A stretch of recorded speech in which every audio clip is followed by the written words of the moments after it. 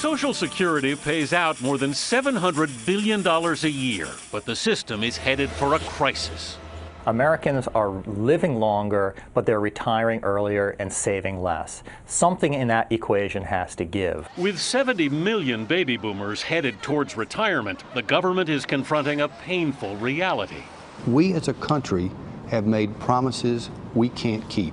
Erskine Bowles and Alan Simpson, co-chairs of the President's Bipartisan Deficit Commission, have proposed gradually raising the retirement age, now 66, to 69, igniting a debate on Capitol Hill. Congress may argue over how to reform the system, but there's no debate we're running out of time. Under current projections, in just 27 years, Social Security won't have enough money coming in to pay out benefits to everyone who's eligible.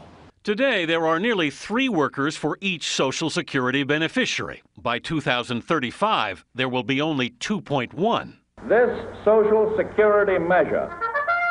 FDR signed the Social Security Act into law in 1935. What he wanted to do was to establish a principle that somehow, if people had worked all their lives, we, the Americans, owed them security.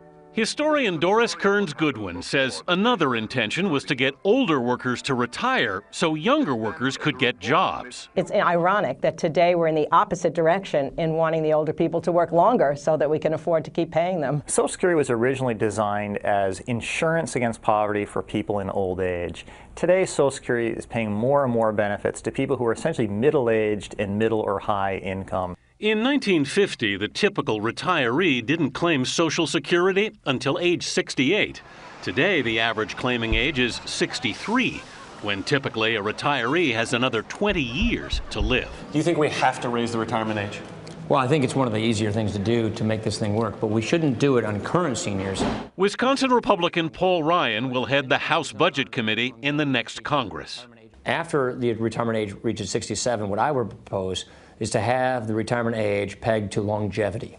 The increases would be phased in over decades. So for my generation, the retirement age will be 67. For my kids, 68, 69 down. It wouldn't reach 70 until the year 2103. Nearly a century from now, the workers who'd have to worry about that have not even been born yet.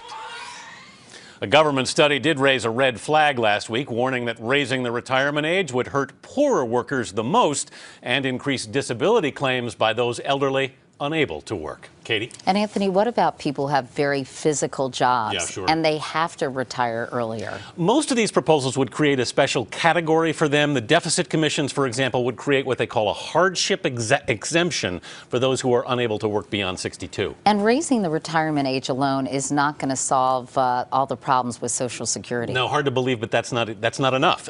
All these proposals essentially call for more sacrifices, which likely mean a reduction in benefits for the wealthy as well as higher payroll taxes for the wealthy, too. All right. Anthony Mason. Thanks so much, Anthony.